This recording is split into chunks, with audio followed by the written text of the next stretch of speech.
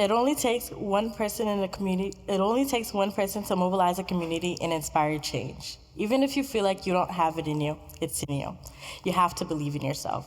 These powerful words were words spoken by actress Tiana Paris. My name is Mariam, Kaba, and I'm from Woonsocket, Rhode Island, one of the most poverty-stricken cities in Rhode Island with limited resources. My parents are from the Ivory Coast, a country in West Africa. They came to America to provide a better life for themselves, their future family, and their children. The Woonsocket they arrived to when they came to America was prosperous. It was submerged in culture and resources and one of the safest places to live at the time. It's been about 20 years since they first arrived. I was born in 2005. Growing up in Woonsocket during the 2000s was a time to be alive. I grew up knowing all my neighbors, staying out with friends until dark, and going to parks that were lively and kept after. I lived life thinking Woonsocket was one of the best places to live at the time. I began to second guess a lot. At the age of 14 years old, I started to notice a once flourishing, engaged community turned violent and poverty-stricken. Parks that were once full with children were now filthy and unkept. Children I was once friends with were now involved in inner-city gang violence or providing for their families. I really didn't know how to feel about Woonsocket anymore. I was mad that my parents moved here. I felt at disadvantage, and I was hurt that the community around me was spiraling. A community that was built on relationships didn't have that anymore. How does that happen? According to research from Solid Ground Community, Abigail Finley, the definition of mutual aid is the belief that neighbors and community members have the ability to take care of one another, recognizing that we each have unique needs, strengths, and resources we can use to support each other. Mutual aid isn't charity, but instead is built on superiority, mutual support, and love. A community leader and mentor of mine, Ms. Charmaine, has always said it takes a village to raise a child. This has prompted me to believe that it's important for you to grow up in a community that supports and engages with one another. I believe that communities are built on love, mutual support, and trust. Last year, I had the opportunity to change the future of what Woonsocket can look like. I was able to use my imagination and experiences to create a proposal for the Transform Rhode Island Scholarship, hoping to win a $1 million investment into BIPOC communities.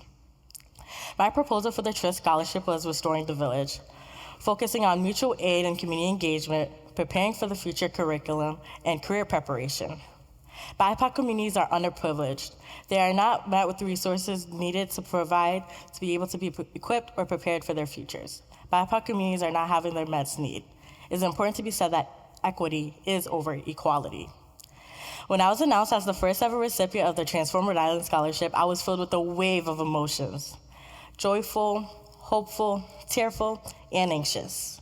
It was at this time that I learned that despite your background, you can make your dreams come true. I know coming from a small state, we always believe that we can't make things such happen, like going to the NFL, going to the NBA, or even having a little change in your community. Well, I'm proof with the TRIST Scholarship Award. When I was announced as the first ever recipient, I was asked to say a few words. I was stuck. Ironic, because now I'm on stage doing a TED Talk. Research shows that BIPOC communities face unequal access to quality education, higher rates of poverty, and lower income communities. Noticing this from a young age, I believed in a three-pronged proposal that targets economic, social, and educational disparities that BIPOC communities face. I believed in a three-pronged proposal that targets career preparation, community engagement and rebuilding, and focusing on educational disparities that we have. Last year, August 2022, it was announced that I'll be working with Leadership Rhode Island at the Woonsocket Public Library. This opportunity was presented to me through POC. I remember that day like it was yesterday. I was at the library, presented at the table with the LRI crew, and a slideshow that shows me and Woonsocket being the core focus of this all. I really didn't know how to feel at the time. I was really excited, and I was looking forward to what the future holds. Since awarded the TRIST Scholarship, I've been working with LRI and local community organizations to meet Woonsocket where it's at and build. We have had a Kickstart Your Career event, Dress for Your Success event, and donated to local community organizations. We've also had community cleanups. The TRIST Award has provided me an opportunity to have a positive influence and a positive space given to BIPOC youth just like me. We are in a time where our communities are faced with many disparities. If we do not advocate or push for change now, our communities will remain underprovided and underprivileged. A quote that I started the talk with is a quote that I'm now living proof of.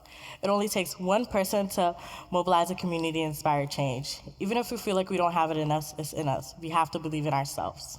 Thank you for being such an amazing audience and allowing me to share my story.